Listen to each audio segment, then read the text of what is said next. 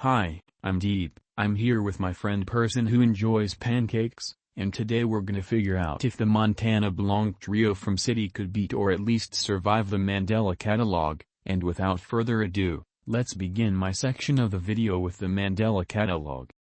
To start off, the Mandela Catalogue is an analog horror series about demonic-like creatures named alternates, and their objective to wipe out humanity, being led by their leader, the self-proclaimed Archangel Gabriel. Let's start with the alternates. Attack potency and durability-wise, they should be around the street-level ranges, as they can kill characters like Ruth Weaver and Jonah Marshall, and be able to tank bullets, which should be around these ranges. Speed-wise, they don't have much. Really, they don't have a lot of actual speed feats at the moment, so I would say around the unknown ranges. Stamina-wise, they should be superhuman at least, as in Volume 1, one of them were able to stand outside Mark's door for days without the need for food or water.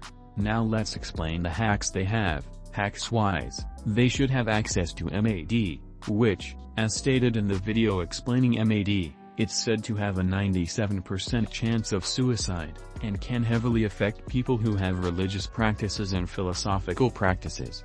They also have different types, as seen throughout the series, which are Type 1, Doppelganger, Type 2, Unthinkable, Type 3, Flawed Impersonator, and Type 4, Tulip.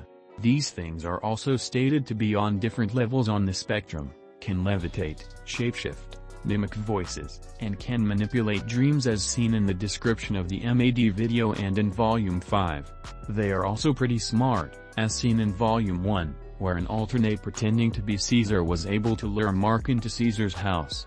They are also the type of creatures to not stop stalking their victim until they succumb to MAD. Now, let's move on to Gabriel, who should be much stronger than the alternates physically, as he is their leader, and with his powers, as seen in this calculation, he can get much higher into 674 kilotons of TNT or a large town level. He also has a few hacks of his own, like BFR, reality warping, sound manipulation, resurrection, telekinesis etc. In short, the alternates scale to street level, with Gabriel scaling to street level physically and large town level with powers. But can they win against the Mont Blanc Trio? Let's find out. Alright chat, person that enjoys pancakes here. Back again with the scaling. I thank my friend, Deep Productions for allowing me to be here for this video.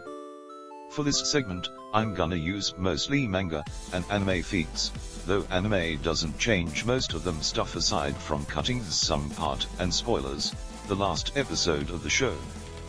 City is a manga / anime that is about, well, a city and its many citizens where many unusual situations occur. It mostly focuses on Mont Blanc Trio, which we are going to be focusing on today. Firstly, it should be noted that city characters are capable of really cartoony feats via Toon Force. This is consistent with the fact that it takes place in the same universe as Nishiju, which also has superhuman feats that are absurd, like Yuko's laser piercing through planets or Nano being a robot that is able to project their toe like a missile. Let's begin with Neokura. She is an 18-year-old student attending Mont Blanc University. She has a dream to becoming a photographer. She is part of the Mont Blanc Trio. She gets pestered by Nagumo, so she can get some money from her. Events happen.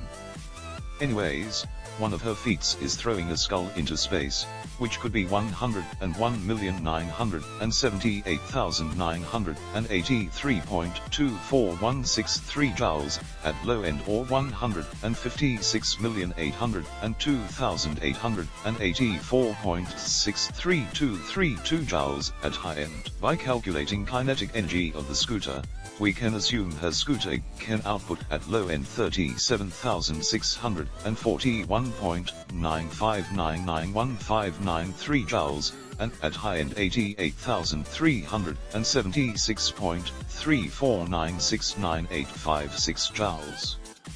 She also is no slouch when it comes to punching. She is shown to be capable of being irritated, so her mental state could be a weakness that could be easily be used by the alternates.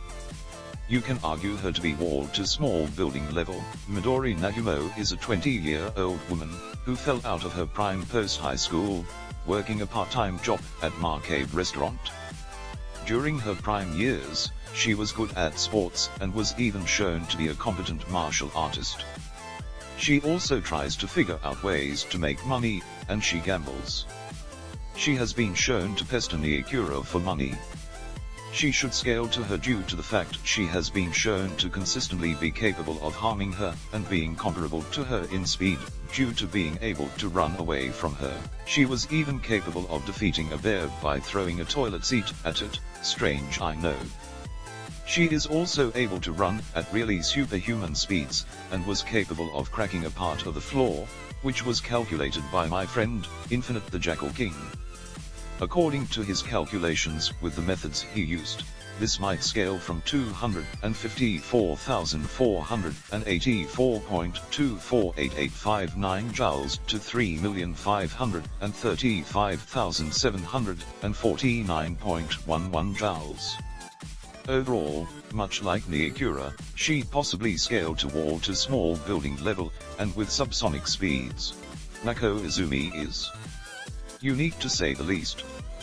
She is 20 years old just like Nagumo, and also attends Mont Blanc University. She is a woman of many talents, from seemingly engineering, to being able to convince people into joining a race event, to winning in a photography contest. She's an unusual character, being shown to be cheerful. She might not be as strong as the other girls, but she can lift a statue that was made out of clay. She should scale to the likes of Nagumo when it comes to speed, due to being able to dodge her charging towards her. You can argue her to be subrelativistic via like a statement of something among the lines of Mach 300,000 from the chapter 68 of the manga, I think. She can also take attacks from Nagumo, making her durability scale to wall to small building level. She has one potential weakness. The weakness being the fact that MAD can affect people who do religious practices, and considering she believes in her own made-up thing she praises, idolatry bad, she might be affected by alternate's ability of MAD. In short, you can argue Midori Nagumo to be walled to small building level in both attack potency and durability, with subsonic speeds. You can argue same for Neokura. For Mako Izumi you can argue her to be human level in attack potency, but walled to small building level in durability, with subsonic to subrelativistic arguments. So about the results of the matchup, this can be quite a tough one to decide. On one hand, Mont Blanc Trio seems to have way higher physical stats than alternates. The gap is massive considering Midori and Neokura can be scaled to small building level, alongside Wako having durability arguments to that level. Not only that, but unlike alternates, who have little to no speed scaling. Also the subsonic to subrelativistic arguments are more analysis worthy than unknown speed. However, in terms of hacks, they fall short when they encounter Gabriel, whose hacks can really mess them up and potentially defeat them even when they have the physical stats advantage. And so the winner is Gabriel and the alternates.